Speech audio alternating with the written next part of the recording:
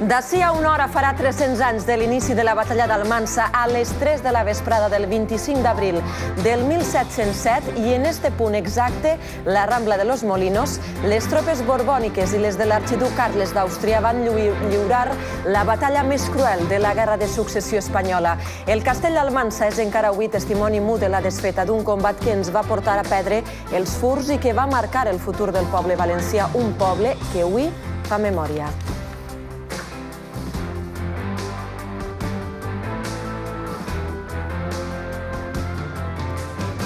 Hola, molt bon dia. Dimecres 25 d'abril els valencians mirem i revisem el nostre passat perquè ens fa confiar en el nostre futur com a poble. 3 segles després podem celebrar que hem recuperat el màxim poder competencial i així ho ha destacat el president de la Generalitat. Magda Nicolà, Palau dels Borja, avui també és el dia de les Corts Valencianes. Quins actes han marcat la jornada? Hola, bon dia. El 25 d'abril s'ha celebrat a les Corts amb un acte homenatge a tots els diputats que han passat per este Parlament en les últimes 6 legislatures de vida que té este Parlament. Se'ls ha fet a tots entrega d'una medalla que també ha rebut el president de la Generalitat, Francesc Camps.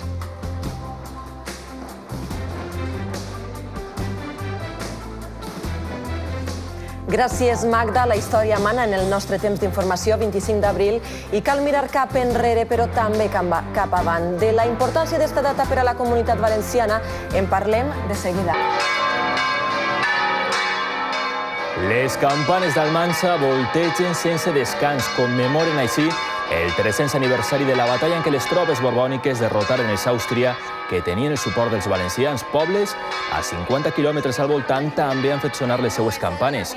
Allora, Higueruela, Bonete, tots patiren directament el saqueig de les tropes dies abans de la batalla. És el record d'un moment de derrota per al poble valencià que va perdre la seva autonomia política per la força de les armes. El so de les campanes i també la llum que il·lumina una nit per a la història, llums des dels cims més alts del nostre territori. Fogueres, torxes i llanternes per a fer de dia la mitjanit del 24 al 25 d'abril i per a recordar que 300 anys després de la desfeta d'Almansa continuem existint com a poble. Milers de persones, com veuen, van pujar a llocs emblemàtics de la nostra geografia per a encendre la memòria. A l'alt de la Creueta de l'Olleria, l'ermita Sant Esteve d'Ontinyent, a Sant Miquel de Llíria, Novelda, Pedreguera, Guadalest i a desenes de pobles de nord a sud del país es van alçar castells humans, van sonar tabalets i dolçaines i es va reivindicar de forma festiva sempre el nostre dret d'autogovern.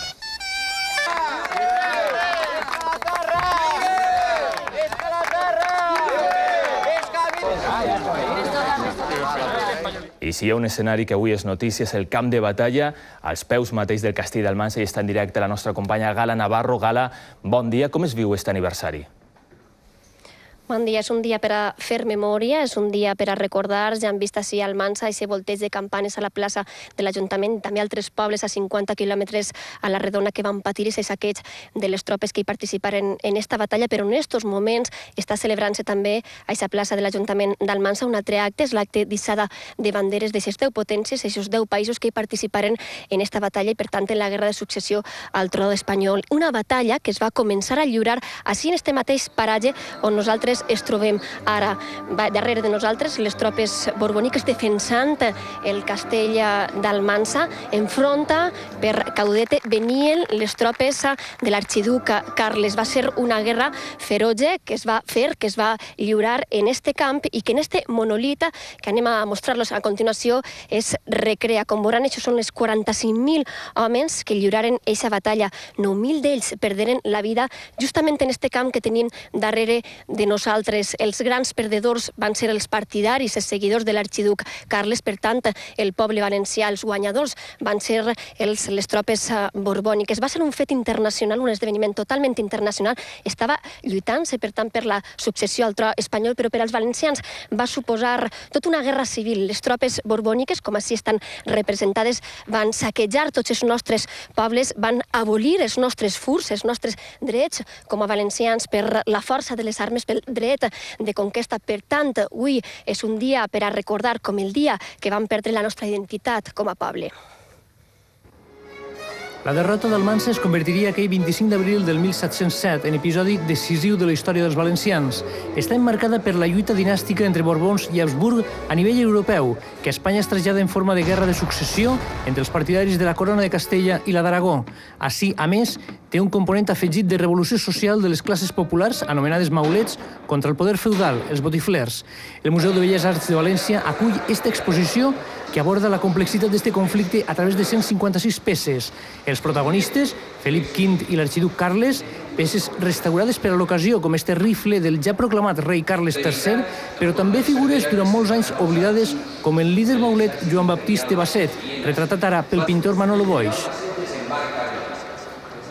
Però per als valencians, Almansa significa el final del Regne de València, l'abolició dels furs, de les institucions pròpies, la imposició de la llengua castellana. Sí que hi ha un sentiment col·lectiu, hi ha hagut des de la batalla, de que molt es va perdre als camps d'Almansa, i sobretot amb els decrets de nova planta. Fins i tot molts dits botiflers, que són els que prenen partit per l'arxiduc d'Anjou, Felip V, no creien que la repressió seria així, diguem, que la cosa aniria a ser aniquilats, diguem, tota una llarga història anterior. Felip V va intentar esborrar del mapa de la història la identitat valenciana i fins i tot intentar fer desaparèixer l'enemic davall les flames. Si n'hi ha una ciutat que va patir en especial duresa la derrota d'Almansa, eixa va ser Xàtiva. El rei Felip V va ordenar la seva crema i destrucció i fins i tot rebatejar-la amb el nom de Sant Felipe. Però avui, 300 anys després, la capital de la Costera continua anomenant-se Xàtiva i la seva memòria històrica continua ben viva, com ho prova el fet que mantenen este quadre de Felip V cap per avall. Les tropes austriacistes supervivents en la batalla d'Almansa s'havien replegat a Xàtiva on van fer front als Borbons durant tot un mes. I aleshores van voler fer un escarment i que servirà d'exemple per a totes les altres ciutats de la Corona d'Aragó. Però els sentiments tenen més força que el foc i 300 anys després, igual que Xàtiva ha recuperat el seu nom, també la comunitat valenciana recupera la seva història, amb un estatut d'autonomia que reivindica i promou drets identitaris com ara el dret foral valencià, la nostra llengua o l'aprofundiment en el nostre autogovern. I més commemoracions, anem ara a un altre escenari. Les Corts celebren avui el seu dia amb un triple aniversari que ha servit per a retre un homenatge als més de 300 diputats que han ocupat els escons del Palau dels Borja des de l'any 83. Allí està en directe la nostra companya Magda Nicolau. Magda, hola de nou. Com s'ha viscut este dia de festa a les Corts? Hola, bon dia. Les Corts commemoren el 25 d'abril, com sempre, la batalla d'Almansa, però enguany, com has dit, volen afegir 2 aniversaris més. El 25 aniversari de l'aprovació del nostre Estatut d'Autonomia i el primer aniversari de la seva reforma, que han suposat la recuperació del nostre autogovern. Però en el dia d'avui els protagonistes han sigut els diputats. Ha sigut un dia de reencontres i de records. S'ha fet un homenatge a tots els diputats que han passat per aquestes Corts des de 1983 i a tots se'ls ha fet entrega d'una medalla commemorativa en l'acte que s'ha celebrat a este Saló de l'Andana de les Corts. En el seu discurs, el president de les Corts, Julio d'Espanya, ha fet una defensa ferma de la Constitució i del nostre Estatut, perquè és que, a més, este 25 d'abril també és un dia de declaracions polítiques i aquestes són les reflexions que han fet els diversos grups parlamentaris. Soler Cejudo. Un 25 d'abril on realment el poble valencià puga ser lliure, on no patisca agressions, a puguem continuar defensant la nostra llengua i la nostra cultura. Estem davant d'una commemoració d'un dia important per als valencians i aquells que creuen en l'autogovern, en la recuperació de les institucions i, efectivament, en mirar cap endavant perquè aquesta recuperació sigui una recuperació plena. I, per tant, desenvolupar a partir del 27 de maig l'Estatut i fer possible i real el que no va estar possible fa 300 anys. Con lo cual yo creo que es una aposta firme del president Camps i del Partit Popular per el valencianisme útil, pragmàtic, per l'autogovern, per l'autoestima i per el potencial de futur d'esta terra. Jo crec que no sols el tercer centenari de la batalla d'Almansa, el 25 aniversari o el primer aniversari del nou Estatut d'Autonomia, sinó sobretot la creència de sentiments de ser d'una terra que té molt de futur. També el president de la Generalitat, Francesc Camps, com a diputat que és d'estes Corts, ha rebut la seva medalla commemorativa de mans del president de les Corts, Julio d'Espanya. A més, el president de la Generalitat ha entregat al president del Parlament un exemplar del nou Estatut d'Autonomia, una edició especial que ha editat la Generalitat amb motiu del primer aniversari de la seva reforma. El president de la Generalitat, Francesc Camps, ha dit que 300 anys després de la batalla d'Almansa, els valencians hem recuperat el temps perdut i estem en el màxim nivell competencial dins de la Constitució. Ja no n'hi ha poble algú a Espanya que tinga més capacitat que la que té la Comunitat Valenciana en qualsevol capacitat, vessant o opcions de decisió com a poble dins de la Constitució espanyola. Ningú. Hem recuperat, per tant, tot el temps perdut. I avui la Comunitat Valenciana recupera, per tant, totalment el que va perdre fa 300 anys a la batalla d'Almansa.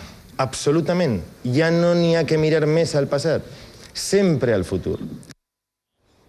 Este matí festiu a les Corts han finalitzat amb un concert al Jardí de les Corts a càrrec de la Capella dels Ministrers. Un concert amb el títol Concert Imperial, en el qual s'han interpretat obres destacades de l'època en què va tindre lloc la batalla d'Almansa al 1707. Gràcies, Magda. I un altre concert, precisament a nit a Almansa, es va celebrar un altre a càrrec d'Altai. Vora 1 miler de persones disfrutaren en directe de la música i les lletres d'este grup valencià. La peça clau de la nit no podia ser una altra, va ser Quan el mal ve d'Almansa.